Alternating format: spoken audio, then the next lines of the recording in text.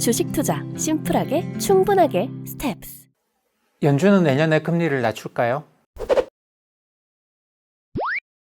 자, 그동안 연준의 금리 정책에 대해서는 여러 번 말씀을 드려온 것 같긴 한데 사실 이게 내년에 가장 중요한 전망이라고 생각을 합니다. 그렇기 때문에 최근에 환경 변화가 좀 생겼어요. 그래서 다시 한 번 더 말씀을 드리는 게 좋을 것 같은데 지난 11월 초에 FMC 이후로 연준의 이제 금리 인상이 거의 끝나간다. 이런 식의 기대가 시장에 퍼지고 그러면서 이제 달러와 약세, 금리의 하락, 주가의 상승 이런 것들이 나타났습니다.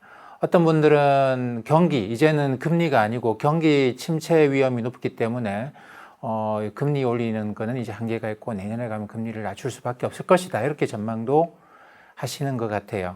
근데 거기에 대해서 연준의 파월 의장도 그렇고 브레인하드 부의장까지 나와서, 브레인하드 부의장은 사실 비둘기파 중에 비둘기파, 금리를 올릴 때 가급적 덜 올리자고 주장하는 사람 중에 핵심 멤버인데 브레인하드 부의장까지 나와서 우리가 금리를 안 올리거나 내년에 낮추거나 이런 식의 기대를 하지 마라, 그런 직접적인 표현 안 썼습니다. 거의 그렇게 들릴 수 있는 그런 이야기들 했습니다. 그리고 최근에 세인트루이스 연방은행 총재는 좀 이거를 매파적으로 해석해서 보면 연방기금리를 지금 4%인 걸 7%까지 올려야 된다. 그나마 비둘기적으로 해석해서 온건하게 해석해도 5%다.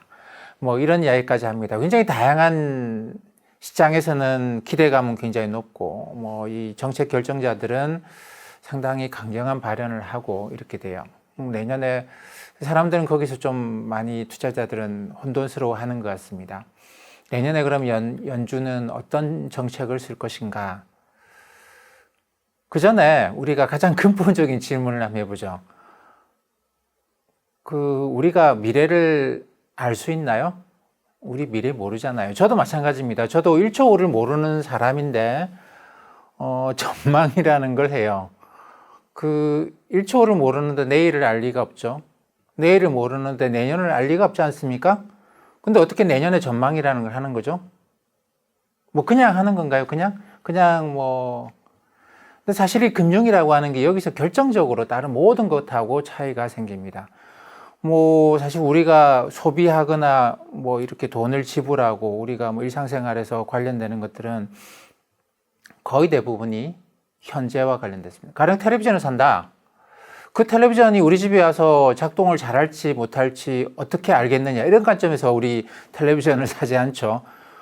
매장 가서 만져봅니다. 만져보면 사실 유치원 정도 다니는 아이 정도면 그거 좀 몇 번 만져보면 이거 산다 안 산다 결정을 할 수 있습니다.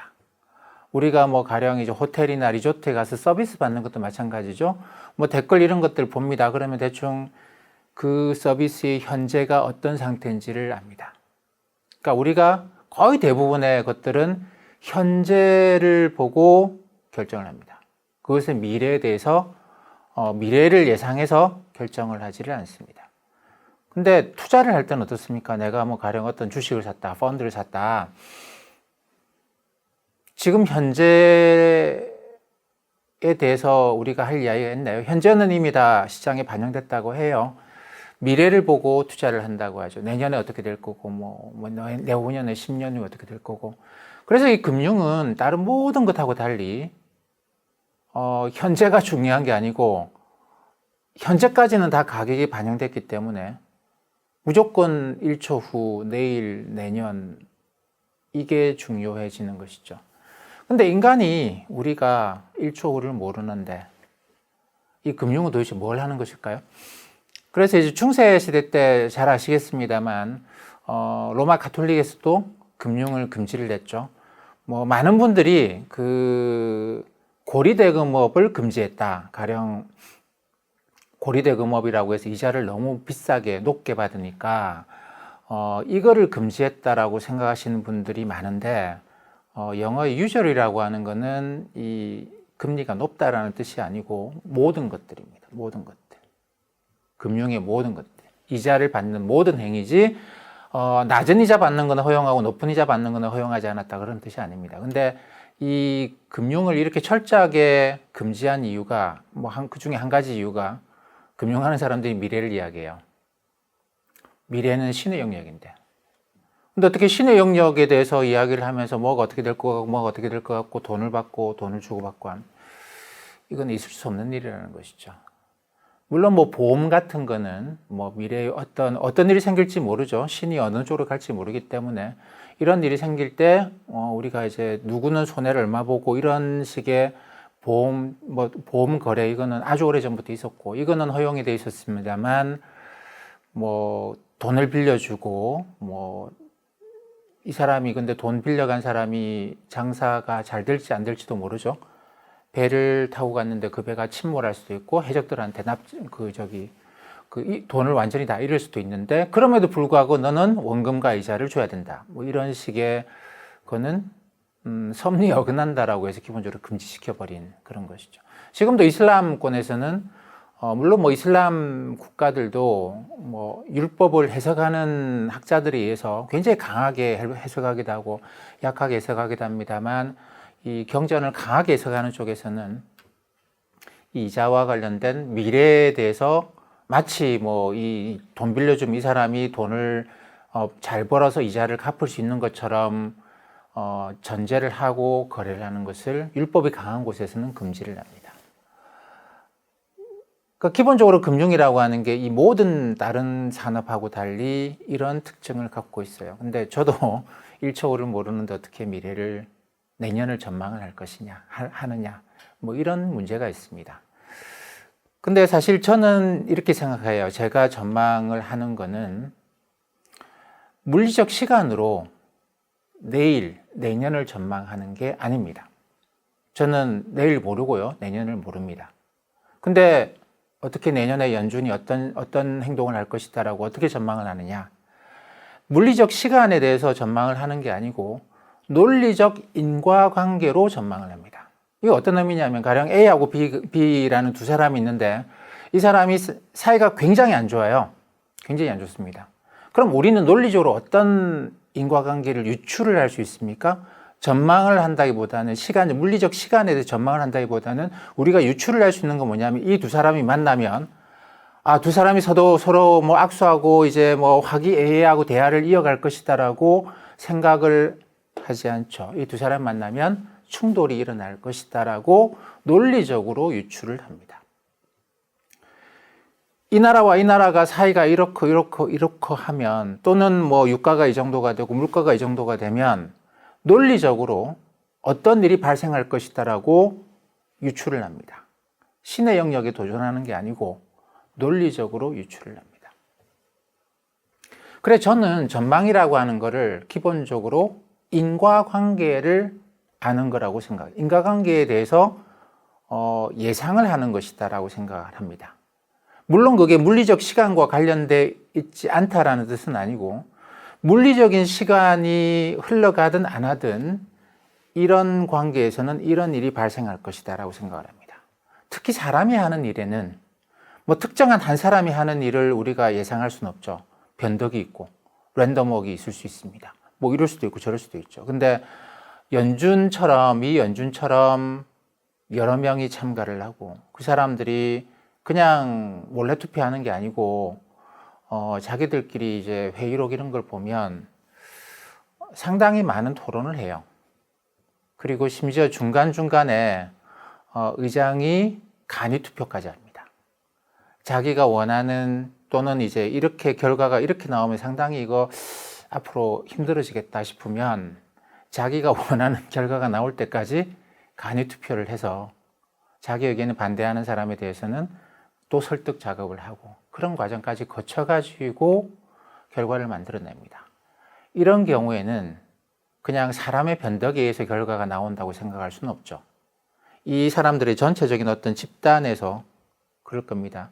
연준 정도가 되면 하나의 이익 집단이죠. 이익 집단이라기보다는 어떤 걸 추구하는 집단입니다. 자기 집단이 추구하는 어떤 가치를 달성하기 위해서는 내가 어떻게 행동해야 될까라고 생각하는 일종의 대리인, 에이전트라고 봐야 됩니다.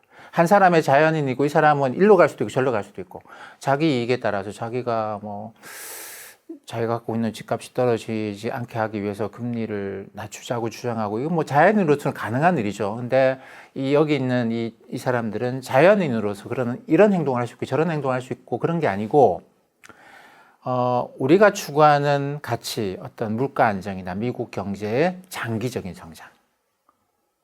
내년의 성장이 아니고 장기적인 성장을 위해서는 우리가 금리 정책을 어떻게 쓰는 것이 좋겠는가라고 하는 어떤 에이전트, 그런 가치를 추구하는 그런 존재로서 그러면 금리 정책을 어떻게 쓸 것인가 이렇게 생각을 하는데 이 사람들이 그런 생각을 할 때 어떤 변수를 가장 중요하게 볼 것이냐 저는 그렇게 보는 것이죠. 이 사람은 지금 어떤 자연인이 아니고 연준이라는 가치를 지키려고 하는데 연준의 가치를 지키려고 할 때 이 사람들이 머릿속에 제일 먼저 떠오르는 생각은 뭘까? 사람은 그거 피하고 싶어 하는 게 있고 그걸 달성하고 싶어 하는 게 있겠죠. 연준의 가치, 물가 안정과 미국의 장기적인 성장이에요. 지금 내년의 침체로 미국 경제가 10년의 호황을 누릴 수 있다면 당연히 내년의 침체로 가는 게 더 좋을 수 있겠죠. 연준은 내년 경제만 보는 게 아니니까. 그런 가치를 추구하기 위해서 우리가 무엇을 피해야 될 것이냐, 어떤 걸 해야 될 것이냐. 그런 관점에서 볼 때 제가 볼 때 연준의 그 투표에 참가하는 사람들의 머릿속에 제일 먼저 떠오르는 이거는 절대 피해야 되겠다라고 생각하는 게 있을 거라고 봅니다. 그게 뭐냐면 1979년부터 80년, 81년까지 연준의 금리 정책 그겁니다. 흔히 이제 폴 볼커라고 금리 많이 올라가지고 인플레이션 잡았다고 이야기를 하죠. 근데 그 사람이 있었던 시기에 연준의 정책 이거는 피하고 싶다. 이렇게 했어야 된다. 애초부터. 이런 것들을 오늘 좀 말씀드리려고 합니다. 그림을 보시면 1974년부터 오일 쇼크, 1차, 2차 오일 쇼크 있어요. 1974년 하면 유가가 크게 올라가고 그 다음에 이제 1979년, 80년 초까지도 이게 유가가 2배 이상 올라갑니다. 그래서 미국의 물가도 크게 2번 올라가죠. 1979년에 폴 볼커가 연준의 이사 자리에서 이제 연준 의장이 됩니다. 근데 당시에 미국 대통령은 카터 대통령이고 1980년 그 다음에 11월에 재선에 그 도전을 하는 상황이었죠. 그 물가가 워낙 올라가니까 그 카터 대통령도 그걸 걱정한 거예요. 저기 폴 볼커 저 연준 의장 앉혔다가 저 사람이 그냥 물가 잡겠다고 금리 마구 올려버리면 어떻게 하지? 그러면 경기 침체 오고 그러면 내가 내년에 대선에서 재선 못 할 건데 물가만 잡겠다고 금리를 너무 올리면 안 되겠는데? 그래서 이제 어떤 수를 썼느냐 하면 전임 연준 의장을 재무장관에 앉혔습니다. 지금도 그렇습니다만 재무장관이 연준 의장보다는 좀 서열이 높은, 지금은 연준이 굉장히 독립적이기 때문에 서열을 따지는 것 자체가 큰 의미가 없다 볼 수도 있습니다만 당시에는 연준은 하나의 정부 기구로 보는 성격이 강해서 재무장관이 이제 연준 의장 위에 있는, 그래서 전임 연준 의장을 재무장관으로 앉혀서 당신이 경제 성장을 시켜야 된다라고 임무를 주고 재무부 장관보다 한 단계 낮은 연준 의장 자리에 폴 볼커를 앉히면서 당신은 물가를 안정시켜야 된다. 그러니까 물가 안정도 중요하죠. 대선을 위해서. 근데 경제 성장이 제일 중요하고 물가 안정은 그 하위 개념으로 뒀습니다. 그 볼커는 연준 의장이 되면서 이제 금리를 올렸어요. 물가를 잡기 위해서. 거기다 유가가 하도 올라가니까 연방기금리를 17%, 18%까지 끌어올렸습니다. 근데 이제 그러니까 당연히 난리가 났죠. 당시에 돈을 많이 빌린 사람들이 농민들이 농사를 짓기 위해서 상당히 돈을 많이 빌려요. 근데 농민들이 이제 이렇게 금리는 올라가고 사람들의 수요는 죽고 있는데 농산물 살 사람들은 없는데 금리 올라가서 자기네들 이자 부담은 증가하고 농산물 가격은 폭락을 하고 올라가는 게 아니고 인플레이션 따라 올라가는 게 이거 폭락을 하고 하니까 농민들이 트랙터를 몰고 와가지고 연준 건물 앞에 가가지고 연준 건물을 포위하면서 볼커 나오라고 이렇게 집단적인 시위까지 합니다. 당연히 카터 대통령으로서는 이거 큰일이죠. 이거 큰일입니다. 이렇게 금리 올려가지고 이러면 이제 재선에 떨어지는 거죠. 오페크 국가들도 마찬가지예요. 우리가 이렇게 유가를 끌어올려 가지고는 만만한 카터 대통령도 떨어지고 아주 강경파가 미국의 대통령이 되면 그러면 큰일일 수 있다, 우리한테도. 그래서 좀 오페크도 유화 정책을 쓰는 거죠. 그래서 80년 초에 유가가 뭐 지금으로서는 낮은 유가입니다만 그 당시로서는 이제 굉장히 1년 만에 유가가 2배 이상 올라갔으니까 40불 찍고 유가가 좀 내려오죠. 그러니까 볼커도 어쩔 수 없이 금리를 낮춥니다. 17, 18%까지 올라갔던 금리를 9%, 8%까지 연방기 금리를 낮춥니다. 80년 봄에. 당연히 그러니까 이제 경제는 좀 개선되죠. 근데 물가가 유가를 낮춰줬음에도 불구하고 기본적으로 사람들이 인플레이션 기대 심리가 생기네.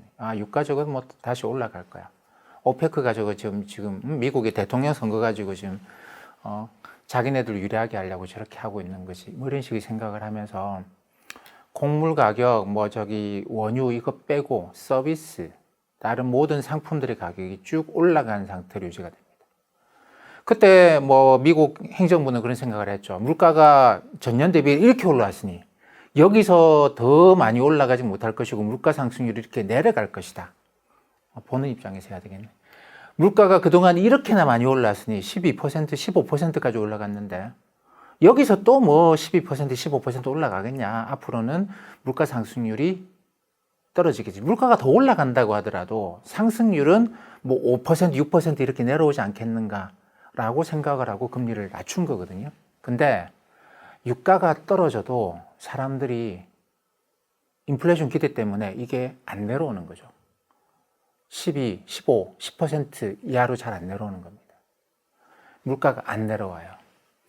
이게 이제 우리가 근원 물가 상승률을 이야기하는 건데 유가는 내려와도 다른 물가가 안 내려오는 겁니다. 그러니까 물가 수준은 계속 치고 올라가고 물가 상승률은 10%가 넘는 수준을 유지를 하고 이게 이제 80년에 일어났던 일입니다. 결국 물가 상승률이 계속 높으니까 카터 대통령은 선거에서 떨어졌습니다. 오페크가 협조를 안 해서 카터 대통령이 떨어진 게 아니고 오페크는 그렇게 협조를 했는데 카터 대통령이 재선을 위해서 사람들이 인플레이션 기대 심리를 가져버린 거예요. 그러니까 계속 가격을 계속 올리는. 그때 대통령에 당선된 사람이 이제 레이건 대통령은 그 선거가 끝나자마자 이제 오페크가 다시 유가를 끌어올려요. 유가를 끌어올리고. 레이건 대통령은 이래 가서는 안 된다라는 걸로 해서 경제가 침체가 오더라도 물가부터 잡자라고 그 부분에서 이제 볼커 연준 의장하고 의견의 합치를 봅니다. 그래서 9%, 8%까지 낮췄던 금리를 다시 급격하게 20% 위로 끌어올려 버리는 거죠. 어떤 일이 생겼습니까? 당연히 경기 침체가 왔습니다. 그림에서 보시다시피 79년에 금리를 막 올렸다가 80년 봄에 금리를 살짝 낮춰주는 거 보이시죠? 그러고 난 다음에 금리를 다시 급격하게 끌어올려 버립니다. 그러면서 경기 침체가 왔는데 한 1년 동안 경기 침체가 와요. 주가도 상당히 이 경기 침체 영향이 떨어지죠. 근데 1년 동안 그렇게 꽉 잡았더니 물가가 안정되기 시작하는 거예요. 사람들이 이렇게 수요가 줄어들면 경기가 이렇게 침체로 가니까 물가가 앞으로 떨어지겠다. 물가가 더 이상 10%씩 이렇게 못 올라가겠다. 물가 상승률이 많이 떨어질 것 같다. 4, 5% 밑으로 떨어질 것 같다라고 사람들이 생각을 바꾸면서 유가가 안 내려와도 근원 물가가 내려오면서 전체적으로 미국의 물가가 안정되기 시작을 한 것이죠. 그러고 나니까 1년 동안 떨어졌던 주가가 불과 3개월 만에 다 회복을 해버립니다. 그리고 82년, 83년, 84년, 85년, 86년, 87년 10월에 블랙만데이가 올 때까지 6년 동안 미국 주가는 계속 올라가는 장기 호황 국면으로 들어가는 것이죠. 자, 이게 미국의 아주 오랜 역사는 아니고요. 불과 40년 전의 역사입니다. 남의 나라 일이니까 우리 40년 전에 대해서 관심 없죠. 근데 우리나라 역사에 대해서는 잘 알잖아요. 그때 대통령이 누구고 그때 무슨 일이 있었고 이런 거 대충 압니다. 우리는 미국 일이니까 잘 모르지만 미국 사람들은 잘 알겠죠. 특히나 연준의 정책 결정하는 사람들이면 지금도 똑같이 오페크가 저기 짜고 유가를 끌어올리기 위해서 행동을 하고 있는데 똑같은 상황인데 그때 생각을 안 하겠습니까? 어떤 걸 피하고 싶겠습니까? 오페크나 또는 정치권의 압력에 따라서 우리가 금리를 낮춰주는 순간 저들은 다시 태도를 바꿔가지고 자기 이익을 위해서 치고 올라갈 것이다. 그렇기 때문에 정치권이 뭐라고 이야기하든지 간에 우리는 금리를 낮춰주면 안 되겠다. 언제까지?